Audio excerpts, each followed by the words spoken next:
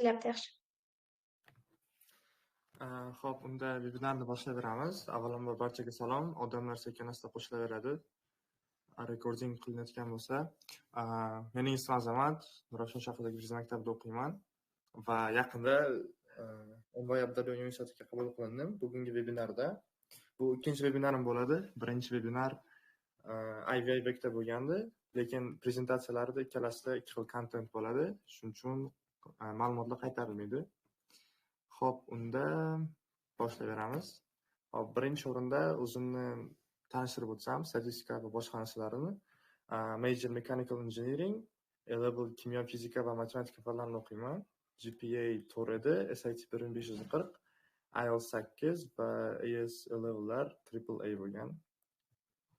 Xo'p, birinchi EC'lardan extracurricular activity'dan boshlaydigan bo'lsak, men uchun top birinchi activity bu Guinness World Records bo'lgan. Ya'ni Robotics Lab Intern, ya'ni kommunatda qanday yozilgan bo'lsa, xuddi shunday keltirib o'tdim. Bu yerda Cosmos Innovation jamoasida Turin universitetida internship qilganman va o'sha yerda 700 dan ortiq studentlarga mentorship qilganman va master klasslar o'tganman. Undan tashqari Guinness rekordlar kitobiga kirishga muvaffaq bo'lganmiz.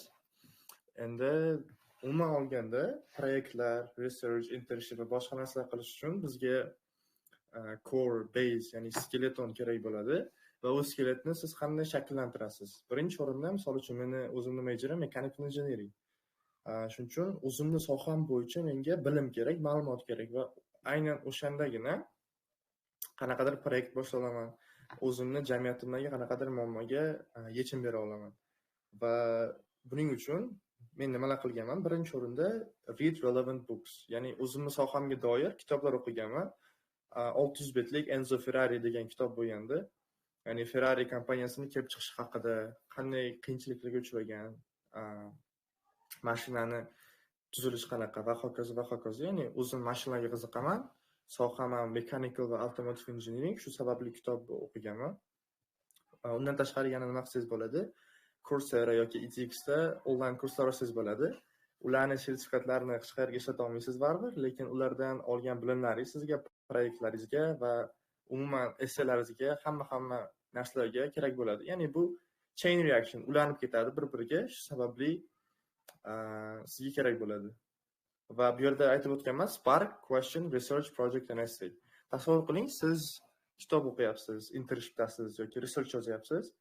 O'zingiz sohangizda endi qanaqadir joyini ko'rdingizda tushunmadingiz. Nega aynan bunaqa, nega bunaqa emas deb. Ya'ni high school student sifatida o'zingiz u yerga qanaqadir savol berasiz, ma'lumot kiritasiz. Nega bunaqa bo'la olmaydi? Mikrofoningiz ochib qoldi. Eshityapti? Spark Question'da to'xtagandik. Tasavvur qiling, internship research qilyapsiz va o'sha joyda qanaqadir muammoga o'zingiz yechim bera olasiz. Ya'ni nega bunaqa emas, nega bunaqa degan savol qo'yasiz.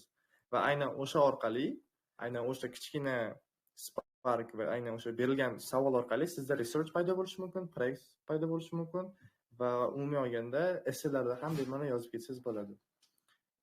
Endi camps, volunteering va MUN haqida gapirib o'tadigan bo'lsak, ularni extracurricular sifatida kiritish bo'lmaydi, lekin might be useless for application degan o'zim ham. Chunki ko'pchilikda bor narsa, lekin nimaga yaxshi bo'lishi mumkin? Networking. Ya'ni birinchi o'rinda Top Uni Camp bor. O'zim 2 marta reject olganman, tantanali ravishda. U camp faqat top universitet, ya'ni top applicantlarni qabul qiladi va aynan o'sha top applicantlar proyekt qilgan, SAT'si baland yoki umuman olganda yaxshi dunyoqarashga ega bo'lgan odamlar bilan bo'lsangiz, ular bilan birga proyekt yarashishingiz mumkin. Ular bilan birga xullas research olishingiz mumkin, intern qilishingiz mumkin. Umuman olganda networkingni oshiradigan bo'lsangiz, boshqa narsa yaratasizmi, boshqa narsaga misol uchun gaplashmoqchimisiz, qilmoqchimisiz, osonlashadi. Volunteering hamda MUNlar ham xuddi shunaqa narsa. Agar misol uchun meni majorim engineering bo'lsa, lekin MUN diplomacyga bog'liq bo'lsa ham farqi yo'q. Engineering sifatida MUNga borsam, u yerda katta ehtimol bilan menga foydasi tegadigan odamlar, ya'ni networking uchun zo'r vaziyat tug'iladi deb o'ylayman. Bu yerda o'sha Guinnessdan olgan medal, sertifikat, tashakkurnoma o'sha shaxsan vazir tomonidan berilgan, Sharipov Kongratbay tomonidan va hokazo. Ya'ni bularni men honorga ham kiritganman va extracurricular sifatida ham kiritganman. Ikkalasiga ham ketavergan. Xo'p, endi ikkinchi va uchinchi o'rinda turadigan isillarim bu Virtual Lab hamda Engineer Assistant, ya'ni internship qilganman. Birinchi o'rinda Virtual Lab maktabimizdagi ustozimiz bilan eksperimentlarni videoga olganmiz hamda bitta databazaga qo'yganmiz. Hozirda Teraboxda turibdilar. 30 dan ortiq kimyo hamda fizika eksperimentlarini olganmiz. Ya'ni buni asosiy sababi public schoollardagi maktablarda laboratoriya bo'lmagan, bizning maktabda bo'lgan, shuning uchun ularga sharoit yaratish maqsadida qilganmiz. Keyingisi Engineer Assistant, ya'ni O'zbekiston Mudofaa vazirligi harbiy bazasida vertolyotlar bilan ishlaganman ko'proq. Ya'ni u yerda ham injenerlar bo'lgan, ular tomonidan ko'p narsa o'rganganman. Va shu orqali o'zimning sohamga doir nafaqat mashinalar, balki aerospace engineering yoki aeronautic engineering ham deyiladi. O'sha soha bo'yicha ancha ma'lumotga ega bo'lganman. Xo'p, endi eng qiziq va eng yaxshi joylardan biriga keldik desa ham bo'ladi. Bu recommendation letters. O'tgan safar IVB'da bu narsani share qilmaganman, shuning uchun bu narsa yangi desak ham bo'ladi. Hozir 2 daqiqa. Recommendation letters o'zi optimal variant qilib olganda ikkita yoziladi. Bittasi tabiiy fan ustozingizdan, bittasi aniq fan ustozidan. Aniq fan ustoziga matematika kirish mumkin. Xullas, aniq fan. Tabiiy fanga esa men o'zim global perspective kiritganman. Ya'ni bu yerda ko'proq soft skilllar kelaveradi. Public speaking, leadership, komanda работалар berilganda shunaqa soft skilllarni sizda o'lchaydi. Shuning uchun aynan o'sha tanlangan fanga qarab recommendation letterdan kontentini bilib olsangiz bo'ladi. Masalan, matematika ustozim hamda akademik direktor Mr. Mehrat tomonidan berilgan recommendation letterni screenshot qilib qo'ydim bu yerga, o'qisangiz bo'ladi, nimalar yozilgan. Birinchisida A-level hamda AS level matematikadan olgan rezultatlar. Ikkinchisida Virtual Lab, ya'ni Virtual Lab ko'proq texnik narsa bo'lgani uchun bu yerda hard skill desa ham bo'ladi. O'sha jihatdan yozilgan va oxirgisi Guinness haqida yozilgan. Endi recommendation letterning yana bitta narsasi bor. Extracurricular activities, ECs, generally, honors va essaylarni umuman olganda sizga proof sifatida keltirib beradi. Ya'ni hammasi bir-biriga ulanib ketsa, applicationingiz bitta butun bo'ladi-da, ishonchli chiqadi. Recommendation letters esa yozilgan narsalarni bir tomonlama aytsa bo'ladi, isbot dalili sifatida yoziladi desa ham bo'ladi. Keyin GP teacher, ya'ni Global Perspective teacher nima haqida yozgan? Aytib o'tganimdek, ya'ni men o'zimni jamoamni qay darajada yaxshi boshqara olaman, qay darajada yaxshi o'zimni fikrimni bayon eta olaman, public speaking va hokazolar. Science teachers write about your soft skills. Umumiy olganda shu va bitta muhim narsa, recommendation letter o'zim 3 ta olganman. Bittasi o'sha math teacher, ikkinchisi GP, uchinchisi internship. Ya'ni Guinnessda Turin universitetida rektor maslahatchisidan o'zim recommendation letter olganman. Va bu yerda bir narsani aytib o'tishim kerak, recommendation letterni juda ko'p holatda o'zingizlar yozasizlar. Masalan, o'zimni math teacher hamda GP teacher ikkalasi ham ingliz bo'lgan, ingliz tilini yaxshi biladi, lekin ularga qo'pol qilib aytganda ishonmaganman desa ham bo'ladi. Chunki sizga recommendation letter yozish uchun odam sizni 4-5 yil bilish kerak va umuman olganda siz bilan doim aloqada bo'lish kerak. Nima qilyapti, qachon va qayerda. Lekin men o'ylaganman, ustozlarim bilan u darajada yaqin emasman. Shuning uchun recommendation letterlarni o'zim yozganman va admission officer o'quvchi tomonidan yozilgan deb qolmasligi uchun ustozlarimga berganman. Ya'ni ular frame qilib beradi bu narsani. O'zini ovozi, ya'ni POV deyiladi, point of view, o'zini ovozdan kelib chiqib yozib bergan bo'ladi. Bu narsa juda ham subyektiv narsa. Ko'pchilik aytadi, o'zi yozib bo'lmaydi yoki ustozlar yozish kerak. Lekin public school, ixtisoslashtirilgan maktab, hattoki o'zimizning holatda ham, lekin bu narsa ozgina o'zgarib ketadi. Ya'ni odamning o'zini qarashiga bog'liq, lekin o'ylayman ko'p holatlarda aynan men qilgan ish, ya'ni hamma o'zini recommendation letterini yozadi. Xo'p, keyingisi bu essays. Bu ham exclusive content desa bo'ladi. NYABDBga supplemental essayni shunchaki qo'yib qo'ydim. Ya'ni screenshot qilib qo'ydim bu yerga. Va personal statementda nima haqidaligini aytib o'tib ketaman. Xo'p, o'zi NYABDB supplemental question, ya'ni savolda nimalar deyilgan? Bridge building haqida narsa ketgan, ya'ni argument bo'ladi. O'sha argumentni siz qay darajada eplay olasiz, qay darajada yaxshi odamlarni bir-biriga bog'lay olasiz. Meni supplemental essayim personal statementga qaraganda juda ham past chiqqan levelda. Nega? Chunki tekshirtirishga mentor bo'lmagan. Ya'ni RD vaqtida, peak application process paytida mentorlaringiz sizga qara olmay qoladi ba'zida. Shu sababli odam topolmaysiz. Va o'zingizga yoki har xil yo'llar topishga harakat qilasiz. Bu yo'llarni ham aytib o'tib ketaman. Umuman olganda screenshot qilib olsanglar bo'ladi, lekin ja tarqatib yubormanglar. Screenshot qilib o'qisanglar bo'ladi kontentini. O'sha bu yerda ham, essayimda ham, ECda va Honor'da, hattoki Recletter'da yozgan narsam Guinness haqida gap ketadi. Ya'ni Guinnessda nima bo'lgan? Ko'rgan bo'lsak, boya ECda 700 tadan ortiq bolaga master class o'tganman deganman. Ya'ni bu master class jarayonida men nimalarni oldim va qanday qilib bolalarga yaxshiroq tushuntirib bera oldim. Undan 10 qo'ymagan bo'lardim, supplemental essay sifatida shuni share qildim. Endi personal statementga keladigan bo'lsak, personal statement juda qiyin bo'lgan. 8 ta yoki 7 ta draft yozganman va har bir draftida content juda ham keskin o'zgarib ketgan. Xo'p, birinchi boshlanishi men qishlog'imdan boshlaganman. Ya'ni qarindoshlarim agriculture, ya'ni fermerlikka juda ham qiziqishadi. Ularning sohasi ham fermerlik. Men o'zimni amakim bilan doim fermaga borib yurardim yoshligimda. U yerda fertilizer, ya'ni dorilar sepiladi ekinlarga yoki bo'lmasam traktor va shunday mashinalar, mexanikalar bilan yurganman, mexanizmlar bilan. Va u menga aytgan, men so'raganman. Ya'ni bu ekinlar qanaqa ishlaydi yoki o'sha dorilar qanday sepiladi, qanday effekt qiladi ekinlarga deganman amakimga, lekin kimyoda o'rganasan degan amakim. Ya'ni maktabda kimyo darsida fertilizer, ya'ni o'sha ekinlarni va dorilarni senga o'rgatishadi degan. U paytda adashmasam 3-4-sinf edim. Public schoolda kimyo fani qo'shilganida bizda laboratoriya ishi bo'lmagan. Faqat conspect, faqat memorizing, faqat kitob yodlash va hokazo. Shu sababli ustozimdan so'rasam ham dorilar, fertilizer haqida hech narsani bila olmaganman. Va undan keyin Prezident maktabiga kelgandan keyin bu yerda o'zi ancha ko'p laboratoriya ishlarni qilgandan keyin tushunib yetganman fertilizer qanaqa ishlashi, reaksiya qanday borishi va hokazo. Endi o'sha Prezident maktabidan laboratoriyasidan olganimdan tashqari kimyoni yanada kattaroq sferada izlashni boshlaganman. Ya'ni bu Turinda internship qilgan holda. Maktabda kimyo fanidan lab work qilgan bo'lsam, endi Turinda kimyoni izlagan holda fizikadan qilganman.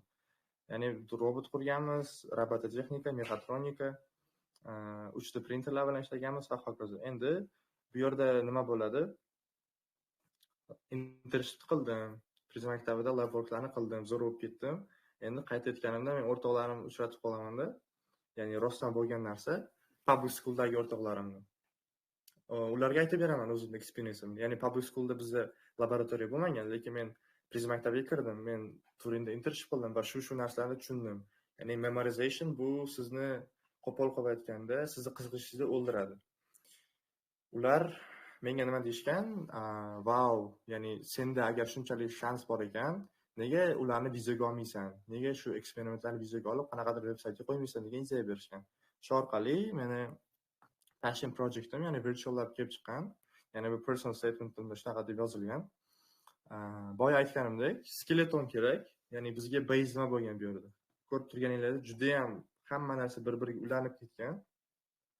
Applicationni puzzle deb oladigan bo'lsak, puzzlelar hamma o'z joyiga ulanib, xullas bir butun narsani kelib chiqqan. VLni kelib chiqishi ham internshipdan yoki bo'lmasam Prezident maktabiga kirishdan, lab worklardan hammasiga ulanib kelib chiqqan bo'lyapti. Va menimcha personal statementda conclusion eng zo'r bo'lgan. Ya'ni conclusion qanaqa bo'lgan? Men yoshligimda kimyoni qidirganman. Ya'ni kimyoni laboratoriyalarda deb o'ylaganman. Chunki public schoolda bo'lmagan laboratoriya. Internshipdagi lablarda yoki o'sha zo'r maktabdagi laboratoriyada kimyo qurolamiz, public schoollarda yoki undan tashqari hech qayerda yo'q deb o'ylaganman. Lekin aslida kimyo men bilan doim yashayotgan bo'lgan. Amakim bilan o'sha ekinlarni, dorilarni sepib yurganimizda kimyoni ko'rib yurgan bo'lganman. Yoki o'sha butun protsessni o'zida kimyo men bilan yashagan, to'liq qilib olganda. Undan tashqari traktor va boshqa mexanikalarni ko'rib turib ham, ulardagi combustion engine'larni ko'rib, tutun chiqishini ko'rib, mexanikasini ishlab turib, kimyo va fizika doim men bilan yashaganini conclusion sifatida berganman. Endi hozir men general case qilib oldim. O'zi personal statementda juda ham ko'p voqealarni qo'yganman, chunki gapirishga gap ko'p desa ham bo'ladi. Bularni ulash, bularni delivery'sini berish, ya'ni bir-biriga ulab, birinchi marta o'qiyotgan bo'lsangiz, bittada tushunish oson bo'lishi uchun juda ham 7 ta yoki 8 ta draft bo'lib ketgan. Hozir aytganim o'zida ham o'ylayman ko'pchilik tushunishga qiynaldi, chunki juda ham ma'lumot ko'p. Lekin umid qilamanki, tushundinglar deb o'ylayman. Xo'p, esseni davom etadigan bo'lsak. Endi LinkedIn. Boya aytib o'tdim, Arjini pik paytlarida mentor sizga qarolmasligi mumkin. Ya'ni o'quvchilar ko'p bo'ladi va shu orqali sizda essayingizni, supplemental essayni tekshira olmaydi. Men nima qilganman? LinkedInda ko'p odamlarga yozib chiqqanman va menda bitta jackpot bo'lgan. U jackpot qanaqa? Rice universitetiga kirgan afrikalik brat Fulbright yutgan. Ya'ni aerospace engineering, ya'ni engineering meni sohamga bog'liq. Unga yozganman, meni essayni tekshirib bera olasizmi deb. Endi u taklif kirityapti. Essayni tekshirib beraman albatta, lekin meni ham o'sha Rice supplemental essayim bor deb. Xohlasan tashlab beraman dedi. Xohlayman albatta dedimda, aytdim, tashlab berdi. Google dokumentga polni o'qib chiqdim. Ya'ni engineering sohasida international Fulbright admit bo'lgani uchun menga juda ham ayni muddao bo'lgan. Shuning uchun supplemental essaylarimni aynan o'shanaqa formatda, shunaqa bo'lish kerak ekanda degan fikr bo'lgan va o'sha odamni supplemental essaysi juda katta yordam bergan. Endi unda bunaqa case bo'lgan. Birinchi Rice'ga topshirganda waitlist bo'lgan. Waitlistdan keyin letter of continued interest degan narsa bor. Ya'ni tasavvur qiling, sizda arzi tugadi yanvarda yoki easy tugadi. Endi universitet javoblari chiqdi. 45 kunda yoki 60 kunda deylik. Endi o'sha oralikda nima qildingiz? Proyektlaringizni qay darajada rivojlantirdingiz? Masalan, men Virtual Lab'ni 2000 ta odamga tarqatgan bo'lsam, 2000 ta odam olgan bo'lsa, endi shu vaqt oralig'ida to'xtatib qo'ymasdan, bo'ldi, universitet tugadi, endi maza qilsam bo'ladi-yu degan xayolni olib tashlagan holda, uni 10 mingta, 15 mingta, 20 mingta qilishim mumkin. Yangi research yozishim mumkin. O'sha narsalarni LOCA, ya'ni Letter of Continued Interest essayda yozasiz. O'sha odam, afrikalik odam, waitlist bo'lgandan keyin, shu narsani jo'natgan va supplemental essaysiga qo'shimcha qilib olib, mana shu essayni ham olganman. Endi o'sha webinarda o'tirganlar kim agar olmoqchi bo'lsa, DM ni keyinchalik tashlab qo'yaman. Ya'ni menga DM qilsalar, o'zim tashlab qo'yaman. Ya'ni linki bor, supplemental essay va LOCA essayga. Umuman olganda shunaqa, LinkedInda 15 tacha odamdan supplemental hamda personal statementni tekshirib olganman. To'g'risi, salkam admission mentorlarni tekshirishadi. Hammasi emas, lekin 2-3 tasi chiqib qoladi. Shuning uchun faqat try qilish kerak. Faqat tanimasangiz ham polni bosish kerak, push qilib. Baribir 2-3 tasi chiqib qolgandan keyin qayerdan bilasiz, balki o'shalarni tekshirish orqali siz ham kirib ketishingiz mumkin. Admissionsda umuman olganda shunaqa uyalmaslik kerak edi, oxirigacha bosish kerak, qayerda imkoniyat bo'lsa. Endi cold emailing, buni Aybekda ham aytib o'tganim. Cold emailing 80 tacha yoki 60 tacha professorga yozgandan keyin faqat bitta javob xati kelgan, ya'ni MIT professor yozib qo'ygan, yordam bera olaman, albatta, yaxshi yozibsan deb. Bu yerda emailni screenshot qilib joylaganman. Endi buni ham screenshot qilib, keyinchalik cold emailing ishlatsanglar bo'ladi. Ya'ni men nima qilganman? Research paper o'qiganman, yoki uni AI ga berib soddalashtirib tushunganman. Undan keyin savollar tuzganman. Shu research paper bo'yicha shuni oldim, zo'r ekan. Savollarim bor edi yoki Zoomda uchrashib shu savollarimga javob olsam bo'ladimi deysiz va katta ehtimol bilan umuman kichkina ehtimol bilan, chunki kam odam javob yozadi.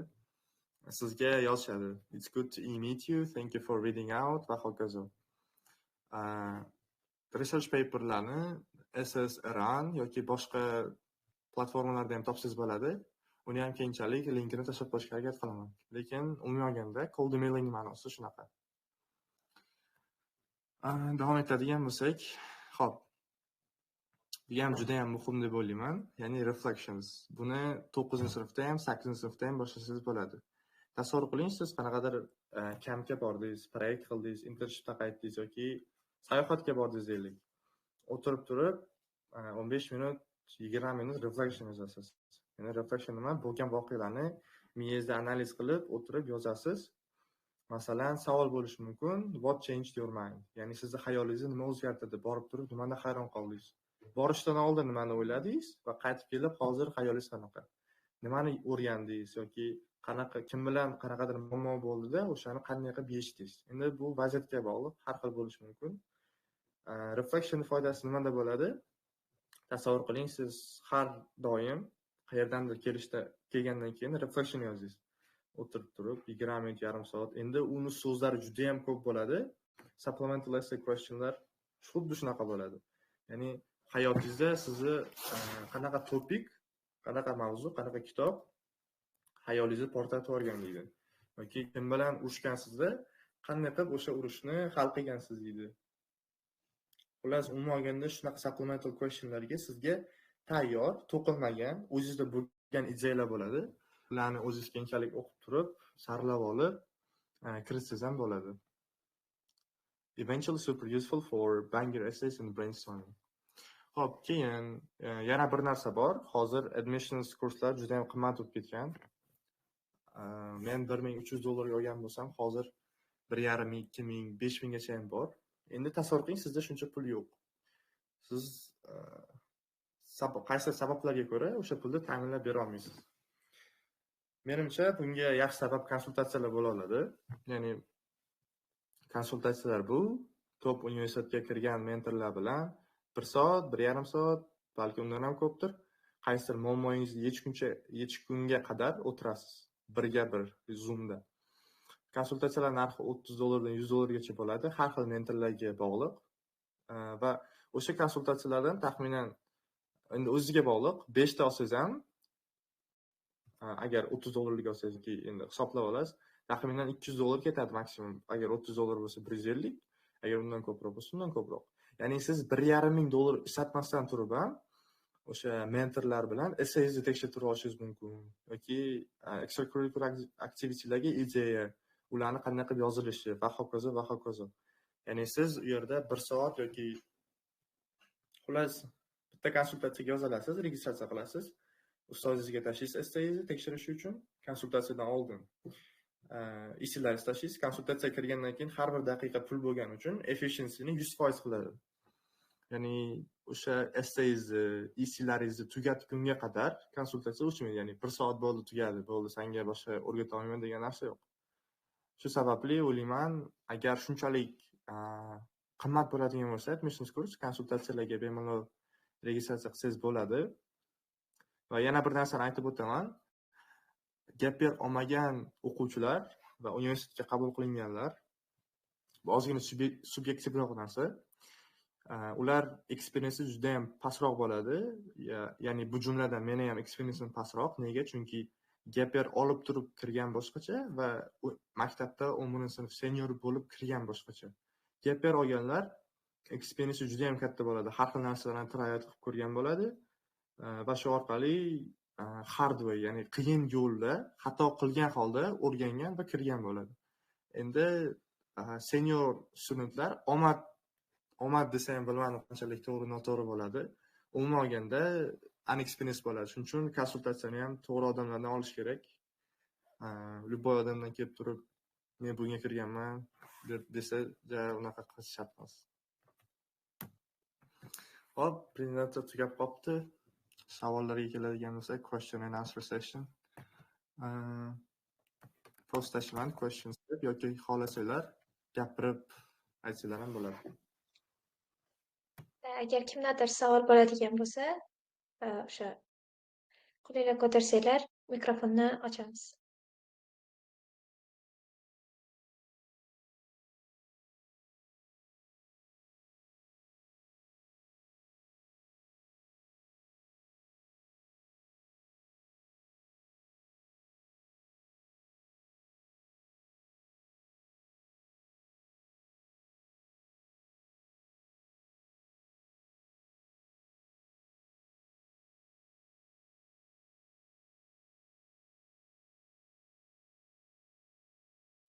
Agar Azon aka hozir boshqalar o'zini savol berguncha, menimcha hammaga qiziqarli bo'lgan yana ba'zi savollar bor. Va masalan, birinchi yana savol bermoqchi bo'lganim bu NYU Abu Dhabi universitetini boshqa universitetlardan afzalligi qanaqa bo'lgan? Masalan, nega aynan shu universitetni tanladingiz? Ha, savol uchun katta rahmat. NYU Abu Dhabini admissions evaluation, ya'ni siz applicationingizni tekshirishda hammada aytilib turadigan narsa bu candidate weekend bo'ladi. Ya'ni birinchi bosqichdan o'tdingizmi, sizni Abu Dhabiga taklif qilishadi. Hamma yo'l va boshqa narsalar qoplanadi to'liqligicha. U yerda siz shaharni eksport qilasiz. Ya'ni Abu Dhabida o'zi o'qish qanaqa, yashash qanaqa, NYU Abu Dhabi kampus qanaqa, resurslari qanaqa, yoki qanaqa laboratoriyalari bor. Men ham o'sha CVga borib kelganman fevral boshlarida. Taxminan 5 kun Abu Dhabida va Dubayda bo'lganman. Ya'ni bu orqali ular juda ham katta pul ketkazadi, lekin shunga yarasha o'ziga fit bo'lgan. Ya'ni applicationda, essayda ko'ra olmagan, lekin intervyuda sizni ko'rgan holda qaysidir jihatlaringizni ko'rib turib ham reject yoki accept qiladi. Lekin CV olgandan keyin acceptance rate juda ham baland. 60-70% bo'ladi. Keyin NYU Abu Dhabini universitetda o'zini eng yaxshi tomonlaridan biri bu international bo'lgani.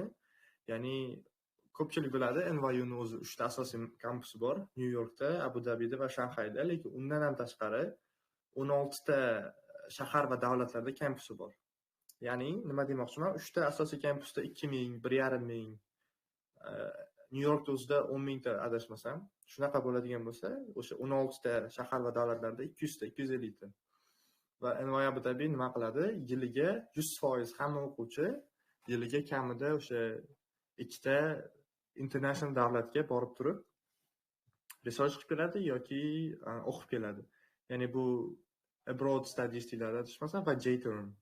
Bu uzunligi, ya'ni qanchalik necha kunda qilishingiz o'ziga bog'liq, majoringizga va GPA ga bog'liq, lekin misol qilib keltiradigan shahar va davlatlarim Berlin, Madrid bo'ladi, Parij bor, Amerikaning o'zida ham bor, Tulsa degani, New York o'zi ham bor, Shanxay bor va hokazo. Uni kanalimda yozdim, kanalimda e'lon qilaman. Umuman olganda shunaqa desa ham bo'ladi. Javob uchun rahmat. Kommentariyada savol bor ekan. What's the one thing you wish you had done differently in your application, and what's one thing you're convinced made the biggest positive difference? Xo'p, nimani boshqacha qilgan bo'lar edim? Menimcha menda eng katta xatoim bu ko'p narsa yozga taqalib qolgani bo'lgan. Ya'ni 10-sinf oxirida menda research bo'lmagan, passion project bo'lmagan, internship bo'lmagan, IELTS bo'lmagan, SAT bo'lmagan. Xullas hamma narsa bitta yozga taqalib qolgan.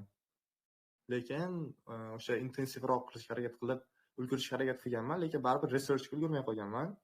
Lekin research universitetda juda ham muhim narsa bo'ladi. Ya'ni qanday qilib research yozishni bilishingiz yoki undan ham oldin sizni majoringiz bo'yicha qaysi sferani research qilishingiz bu juda ham katta foyda. Lekin men research qilishga ulgurmaganman. Faqat artikel yozganman muhandis uzda motor sport bo'yicha. Menimcha researchni ertaroq boshlagan bo'lar edim. Researchni o'ziga har xil programmalar bor, Lumiere, Horizon, Pioneer. Men hammasini reject olganman, lekin agar o'zingiz rostdan olmoqchi bo'lsangiz, o'zingiz research qilsangiz ham bo'ladi. Ya'ni O'zbekistondagi oddiy universitetlardan professor topib yoki bo'lmasam shunchaki o'zingiz o'rganib ham research qilsangiz bo'ladi. keyinchalik uni publish qilsa undan ham zo'r bo'ladi. What AP classes do you recommend to take? AP classlar majorga bog'liq. Masalan, meni o'zim menga nima deyishgan, A-level va AP asosiy farqi A-level mavzular ko'p, AP ancha A-levelga qaraganda yuzakiroq va mavzulari kam va nisbatan oson ozgina. Misol uchun men A-level matematika, kimyo, fizika o'qiydigan bo'lsam, AP ni ham faqat fizika, kimyo emas, uni broaden qilishim mumkin. Ya'ni boshqa subjektlar olishim mumkin. Masalan, psychology deylik. Psixologiya, psychology bilan engineering bir-biriga umuman bog'liq emas. Lekin men psychology AP olsam, bu orqali qiziqishim qanchalik kengligini va o'sha liberal arts curriculum deyiladi, US da ham ko'pchilik bilsa kerak, o'sha narsani amalda isbotlagan bo'laman. Arab davlatlarida o'qish uchun arab tilini bilish kerak deb eshitganman, shu gap rostmi? Xo'p, Abu Dabida NY Abu Dabini misol keltiradigan bo'lsak, u yerda 100%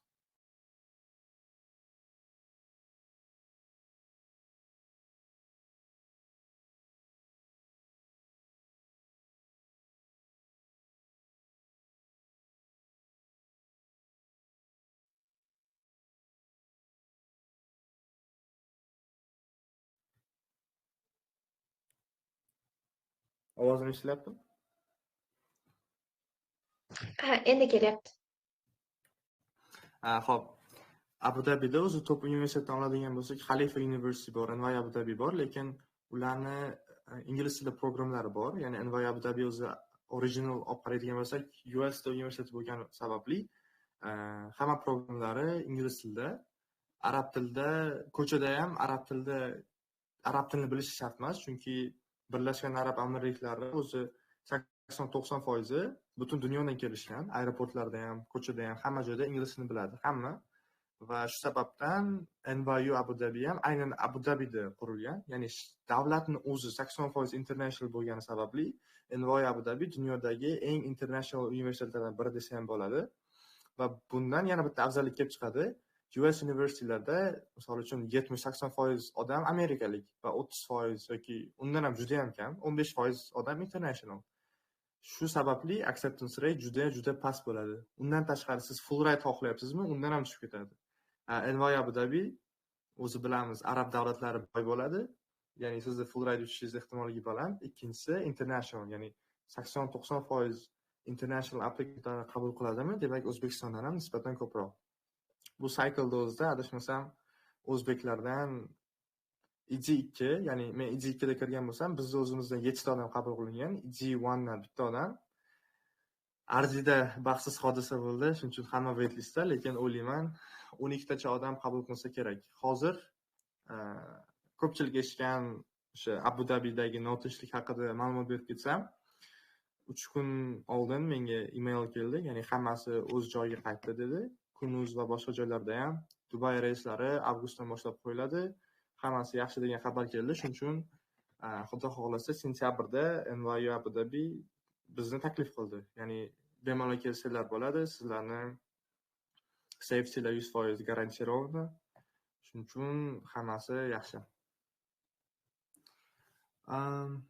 Resurslarni qayerda publish qilib bo'ladi? Research publish qilish bo'yicha unaqa ko'p ma'lumotga ega emasman. Lekin eshitishim bo'yicha ko'p veb-saytlar bor. Ya'ni veb-saytlarni o'zi ham mashhurligiga qarab o'zgaradi va publish qilganingizda shunga yarasha o'ziga yarasha fee bo'ladi. Ya'ni qanchalar pul to'lab turib publish qilasiz. Lekin aytib o'tib ketganimdek, programma yutib olsangiz, Lumiere, Horizon yoki Pioneers, ular sizga publish qilishga yordam beradi. Faqat Lumiere'da o'zini bitta kelishuv bor. Lumiere'da siz reklama qilib berasiz yoki Lumiere'ga topshirishga yordam berasiz, ular sizga publish qilishga yordam beradi. Shunaqa narsasi bor. What extracurricular activities do you recommend to do for business and management major? Hop, business and managementga juda ham variant ko'p deb o'ylayman. Engineering nisbatan, lekin internetga Crimson Education'dan 30 plus yoki 50 plus ideas for extracurricular activities for a certain major degan narsasi bor. O'shani qidirib ko'rsangiz ham bo'ladi. Lekin men bilganlar biznesdan pitch qilishgandi. Ya'ni USPitch degan bitta extracurricular activity bor. Unda nima qiladi? Odamlar o'zini biznes loyihasini kelib turib, public speaking qilib, gapirib berishadi stageda. Hamma invite qilingan bo'ladi, ular baholanadi va shu orqali ularga priz beriladi. U unaqa darajada prestijli bo'lmaganligi sababli pul berilmaydi, ya'ni investitsiya tikilmaydi.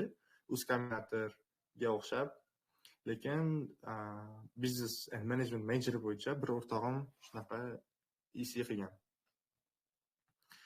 IELTS 8, SAT 1500, ECN GPA 4.8 bilan shu yuniga kirsa bo'ladimi? Javob uchun rahmat. Xo'p, bemalol kirsa bo'ladi. SAT IELTS. Xo'p, IELTS ni yana bitta aytib o'tadigan bo'lsam, IELTS 7.5 bo'ladimi, IELTS 8 bo'ladimi? US universitylarga bitta narsa. Misol uchun sizni hozirgi levelingiz IELTS 7.5 bo'lib turib, IELTS 8 ga harakat qilaman deydigan bo'lsangiz, bekorga vaqt yo'qotasiz. Hozir 7.5 olib qo'yishingiz kerak. IELTS 8 ga tayyorlamasdan va endi Abu Dhabining yana bir kichik jihati bor. IELTS da 4 ta subscore bo'lsa, hammasi 7 yoki undan baland bo'lishi kerak. Qaysidir biri ham 6.5 bo'lib qoladigan bo'lsa, adashmasam after reject masu muammolar kelib chiqadi va qabul qilinishda umumiy olganda qanaqadir muammolar kelib chiqadi. Shuning uchun aynan Envoy Abu Dhabi uchun IELTS'da 4 ta subscore ham 7 yoki undan baland bo'lishi kerak. IC'daga keladigan bo'lsak, meni ham 10 ta IC yozganman, lekin 10 tasi ham zo'r emas.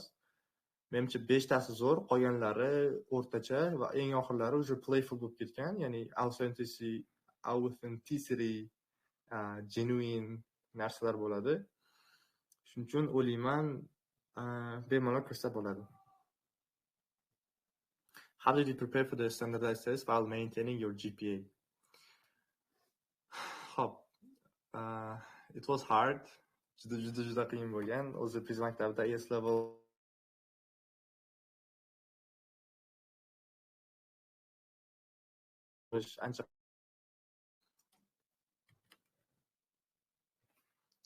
ancha qiyin bo'ladi. SATga 10 sinfni yanvarida tayyorlanish boshlaganman. Undan oldin ham kurslarga borganman, lekin yoqmaganligi sababli cho'zilib ketgan ozgina. Va shu sababli yanvardan to iyungacha maktabda umuman olganda tayyorlanishga harakat qilganman. Yaxshigina tayyorlanganman ham. Lekin tayyorgarligimni juda ham katta qismi yozning o'zida bo'lgan. Ya'ni avgust oyi va sentyabr oyida. SATni o'zim 3 marta topshirganman. Avgust, sentyabr, oktyabr 3 oy ketma-ket topshirganman. Uchinchisi 1540 chiqqan, birinchisi 1380, 1440 va oxirgisi 1540 chiqqan. I keep hearing that a strong portfolio takes years to build, but I only have more than 5 months left. In your observation, what's the single most effective way to add real value to a portfolio in a short time? Hop. Bu meni kesimga juda ham o'xshash ekan, ya'ni menda ham yozda EC-larni qilganman, lekin 5 oy hozir may 9 sentyabr. EC'ga taxminan 6 oy qoldi, lekin bu yetib ortadi deb o'ylayman, chunki o'zim agar yozda boshlagan bo'lsam, avgust 7, ya'ni men boshlaganimda 2 oy, 2,5 oy qolgandi. Eng yaxshi usuli bu iloji boricha ko'p idea, ya'ni ko'p brainstorm, ko'p ideya qo'shaman, unaqa degansa bitta boshlash kerak. Ya'ni the art of starting something even if you don't have enough knowledge degan narsa bor. Ya'ni siz tayyor emassiz, buni his qilasiz, lekin baribir boshlaysiz. Islarning ko'pchiligi ham shu haqida. Ya'ni bittada boshlab turib, siz aytgan ideyalar, yozgan ideyalar, ya'ni perfect qila olmaysiz narsani. Uni boshlab turib, o'shani base qilib olib, sekin-sekin rivojlantirasiz. Meni o'zimda ham virtual app qanaqa bo'lgan, boshida shunchaki video olganmiz, eksperiment, lekin websaytga joylash yoki maktablarga spread qilish degan narsa bo'lmagan.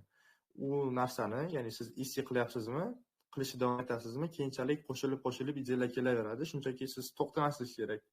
Va yana bir yaxshi narsa shundaki, bir EC'ni misol uchun ko'tarib oldingiz qaysidir darajaga, ya'ni boshida qiyin bo'ladi, full hamma vaqtingizni o'shanga ajratasiz, lekin qaysidir darajaga yetgandan keyin u o'zini flow bilan ketadi, ya'ni o'zini pace, o'zini darajasi bilan ketadi va uni eplash oson bo'ladi.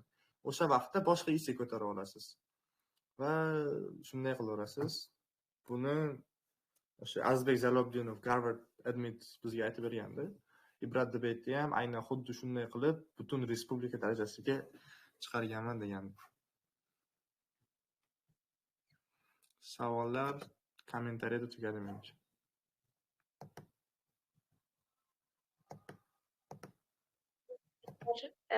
Chatda kimdadir agar savollari bo'lsa, agar qulaylik bildirsanglar, mikrofon yopiladi. Agar yozish noqulay bo'lsa savolni. Boyagi Rice Supplemental yozish uchun DM'ni tashlab qo'yaman. Bu uzunni DM'im yozaverasizlar.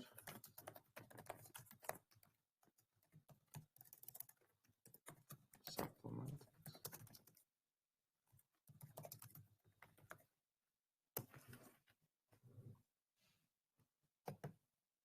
DM'ni tashlab qo'ydim.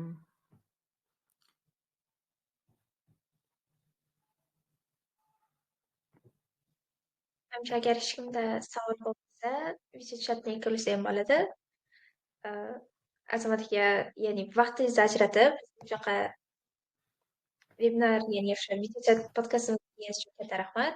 Adashmasam bu hammaga juda ham foydali bo'ldi, chunki bu yoqda hali hech qayerda ulashilmagan kontentlar, foydali ma'lumotlar ulashildi. Sizga kattakon rahmat aytaman. Taklif qilganlar uchun katta rahmat. Granzon jamoasiga omad tilayman. Hammaga xayrli kech. Mayli, rahmat, hammaga xayrli kech.